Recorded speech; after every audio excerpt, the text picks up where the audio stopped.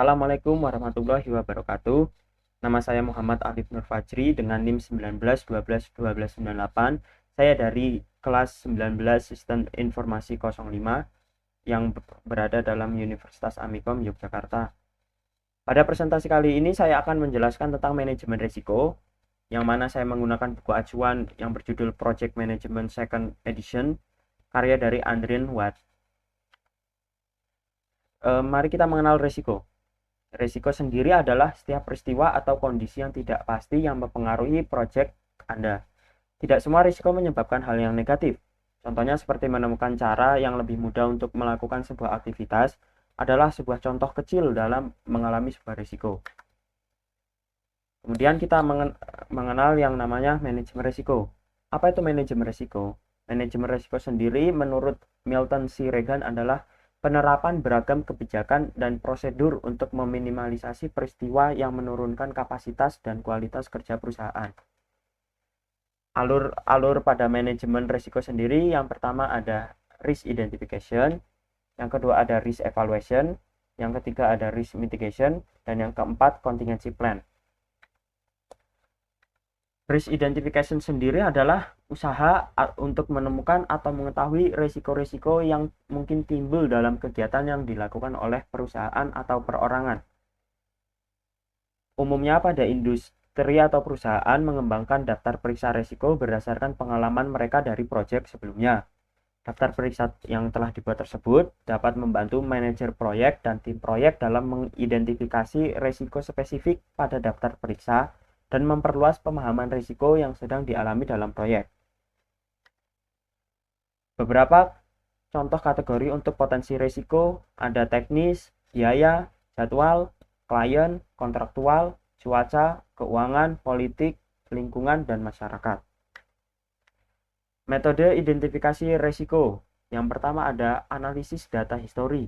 Menemukan dulu permasalahan apa yang sedang dihadapi. Yang kedua ada pengamatan dan survei, yaitu mengamati risiko apa yang sedang dihadapi. Yang ketiga ada pengajuan atau benchmarking. Ini adalah bentuk pembandingan apakah risiko tersebut sama seperti risiko yang telah dialami pada proyek sebelumnya. Yang keempat adalah pendapat ahli. Yang kedua ada risk evaluation. Setelah potensi risiko diidentifikasi, tim proyek kemudian mengevaluasi setiap risiko berdasarkan potensi kerugian yang diakibatkan. Tidak semua risiko memberikan dampak kerugian yang sama.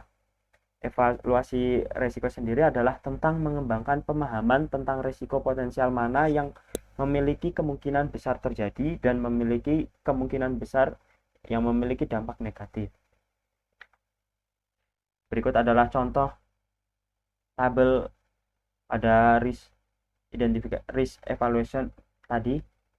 Yang pertama ada dampak tinggi dan mungkin terjadi. Sebelahnya ada dampak rendah dan mungkin terjadi. Yang di bawahnya ada dampak tinggi tetapi tidak mungkin terjadi. Kemudian sampingnya ada dampak rendah dan tidak mungkin terjadi. Ini adalah pembagian risk evaluation pada setiap permasalahan yang dihadapi.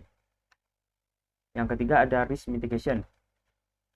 Setelah risiko identifikasi dan dievaluasi, tim proyek mengembangkan rencana mitigasi risiko.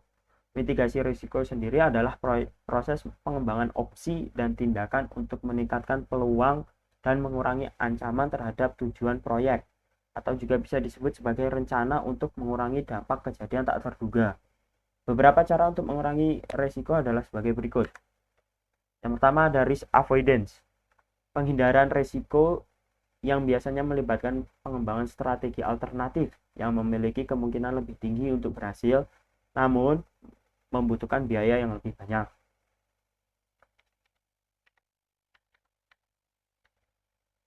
Yang kedua ada risk sharing. Risk sharing atau berbagi risiko yang melibatkan kemitraan dengan orang lain untuk berbagi tanggung jawab atas aktivitas berisiko. Organisasi yang bekerja pada proyek internasional umumnya menggunakan kerjasama untuk mengurangi risiko politik, hukum, tenaga kerja, dan lainnya dengan perusahaan yang berlokasi di negara tersebut. Yang ketiga ada risk reduction. Risk reduction atau pengurangan risiko adalah investasi dana untuk mengurangi risiko pada suatu proyek. Contohnya pada proyek internasional, perusahaan yang sedang melakukan proyek tersebut akan sering membeli jaminan nilai tukar mata uang untuk mengurangi risiko naik turun nilai tukar mata uang pada negara yang pada lokasi negara yang sedang dilakukan proyeknya. Yang keempat ada risk transfer. Risk transfer atau transfer risiko adalah metode mengurangi risiko yang mengalihkan risiko dari proyek ke pihak lain. Contohnya, pembelian asuransi pada item tertentu adalah metode transfer risiko. Yang keempat ada contingency plan. Contingency plan sendiri adalah tindakan alternatif yang dipersiapkan ketika tindakan utama yang direncanakan untuk melakukan sesuatu gagal atau terhambat oleh berbagai faktor. Contingency plan penting dibuat bagi sebuah perusahaan. Pasalnya, ketidakpastian pasar yang selalu dinamis merupakan musuh besar dalam dunia bisnis. Banyaknya variabel dalam pasar seperti kompetitor dan selera konsumen yang tidak menentu membuat perusahaan harus membuat rencana utama serta rencana cadangan yang matang. Kontingensi itu bisa disebut sebagai rencana cadangan. Membuat contingency plan. Yang pertama ada identifikasi dan prioritas sumber daya. Mendata seluruh sumber daya yang perusahaan miliki seperti sumber daya manusia, fasilitas, properti, aset, dan lain-lain. Yang kedua, menemukan berbagai risiko peristiwa kritis. Peristiwa kritis yang terjadi di dalam bisnis dan operasional dapat terjadi di lingkungan internal maupun eksternal. Yang ketiga, menyisir risiko utama dan membuat skenario. Setelah menemukan permasalahan di dalam bisnis, langkah selanjutnya adalah membuat skenario berdasarkan informasi-informasi yang telah dikumpulkan atas permasalahan yang dihadapi. Mungkin cukup sekian presentasi dari saya. Jika banyak kesalahan kata, saya mohon maaf. Wabillahi taufiq wal hidayah. Wassalamualaikum warahmatullahi wabarakatuh.